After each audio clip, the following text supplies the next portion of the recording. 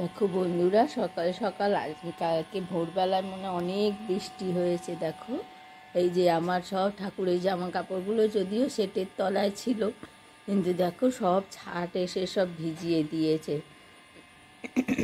আর ওইদিকে দূরের রাস্তাটা দেখো পুরো ভিজে গেছে, একদম ভেজা স্যাঁত স্যাঁত করছে। এইদিকে তো জল এসে জমে যায়, দেখো এদিকেও মোটামুটি এতখানি জল রয়েছে। তবে একটা কথা কি বলো তো, বৃষ্টি হয়ে কিন্তু গাছগুলো আবার নতুন করে প্রাণ ফিরে পাচ্ছে। যা গরম হয়েছিল আর বলবার নয়। আর এইদিকে দেখো ঠাকুরের কাজ তো অনেকক্ষণ আগেই সারা হয়ে গেছে, এখন বেলা অনেকটাই বেজে গেছে, 7টা বেজে গেছে।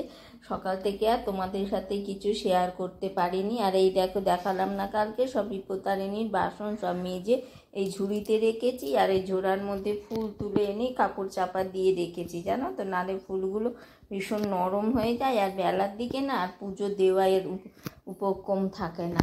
আর এই আরেকটা দেখো, এই দেখো এইখানে দেখো এই জিনিসটা অনেক দিন দিয়ে না এটা পড়েছিল, হ্যাঁ, তা সেটাকে আবার নতুন করে রিমডেলিং করে নিলাম। কেন বলো তো, ভীষণ অসুবিধা হয়, এত নিত্য নৈমিত্তিক জামা কাপড় রাখার অসুবিধা না, আলমারি পুরো ভরে গেছে। তো সেই জন্য এটাকে দেখো নতুন করে তৈরি করে নিলাম, ঠিক আছে। এখনও রঙের গন্ধ ছাড়ছে, সেই জন্য এটাকে 2 দিন রেখে দেবো, রেখে দিয়ে তারপরে আবার এটার পেছনে গোছগাছ করতে হবে।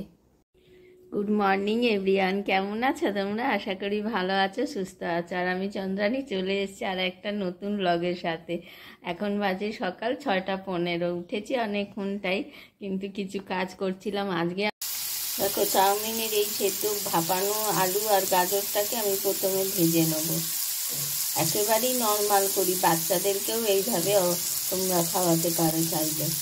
আর বানাবো দেখো পটল সর্ষে, তার জন্য পটলটাকে এরকম করে সরু সরু করে কেটে নুন হলুদ মাখিয়ে রেখেছি। আর এই দেখো মাছের ঝোলের আলুগুলোকে সেদ্ধ করে রেখেছি। এদিকে বসিয়ে দিয়েছি মাছ ভাজা, আর এইদিকে দেখো গোটা কচু গাঠি কচুটাকে সিদ্ধ করে রেখেছি। আর এখানে দেখো শিল পেতেছি। আমাদের জানো তো বাটা মশলা একটা সমস্যা, এই যে বাটা মশলা দেখো এর মধ্যে আদা দিই, আদাটা দিয়ে দেবো, জিরে ধনে আর লঙ্কা রেখেছি ভিজিয়ে। এখন আমি এগুলোকে শিলে বেটে নেবো। এই দেখো আদা জিরে আর ধনে বেটে, কাঁচা লঙ্কা বেটে একসাথে তেলের মধ্যে তুলে দিয়েছি। এবার কষিয়ে নেব, কষিয়ে তারপরে আলুটা দিয়ে মাছ দিয়ে ফুটালেই রেডি হয়ে যাবে আজকে হালকা পাতলা আদা জিরে বাটা দিয়ে শিলে বাটা মাছের ঝোল। দেখো মিক্সিটা না অনেক দিন ধরে পরিষ্কার করা হয়নি বলতে, যখনই মশলা করি গাটা মুছে এমনি রেখে দিই। দেখো আজকে না একটু সময় পেলাম বলে মিক্সিটাকে ভালো করে সাবান দিয়ে একদম নিট অ্যান্ড ক্লিন করে নিলাম। সাদা তো দেখো, দেখেছো কীরকম দাগ হয়ে যায়, একটুখানি গায়ে লাগলেই কিছু দাগ হয়ে যায় আর তেল চিটচিটা হয়ে যায়, যেহেতু রান্নাঘরে থাকে। তাই এখন করে নিচ্ছি। এখন দেখো পুরোপুরি ভালো করে পরিষ্কার করা হয়নি, দেখছো কীরকম ভেতরগুলো দাগ হয়ে থাকে না। ওদিকে মিক্সি পরিষ্কার করতে করতে দেখো ডিমের ঝোলটাও হয়ে গেছে। আর এই দেখো এই যে দেয়ালের গাগুলো সব ছেটে না রোজ রোজ পরিষ্কার করি, কিন্তু সব রোজ রোজ তো আর সাবান দিয়ে ঘষা সম্ভব নয়, তাই আজকে এই দেয়ালের গাগুলোকে সব সাবান দিয়ে পরিষ্কার করলাম। জানো তো করি এইটুকুনি করি, ওপরের দিকটা না রোজ রোজ করা সম্ভব হয়ে ওঠে না। তো এই জন্যে এই যে এই 4-5টা তো রোজই করি, গ্যাসটাও রোজই করি, তাই আজকে এই দেয়ালের এইগুলো একটু একটু ছিটলে দেখবে কিরম তেল ছিটে দাগ হয়ে যায়। এগুলো তো অয়েল প্রিন্ট করা, কিন্তু কিছু করার নেই। দেখো বন্ধুরা, তোমাদেরকে তো দেখানোই হয়নি, জানো তো 2টো নতুন জিনিস এসছে আমার ঘরে, চলো তোমাদেরকে দেখিয়ে নি। এই দেখো, দেখছো এই যে এই শোকেস না, এটা জামা কাপড় রাখার আলমারি। কি করি বলো তো, এত জামা কাপড় মানে রেখে না আমি আলমারিগুলোতে কুল করতে পারি না, তার জন্য আবার নতুন এই আলমারিটার ব্যবস্থা করা হলো। দেখছো এই আলমারিটা কেমন হয়েছে বলো তো তোমরা, আমাকে অবশ্যই কমেন্টে জানাবে।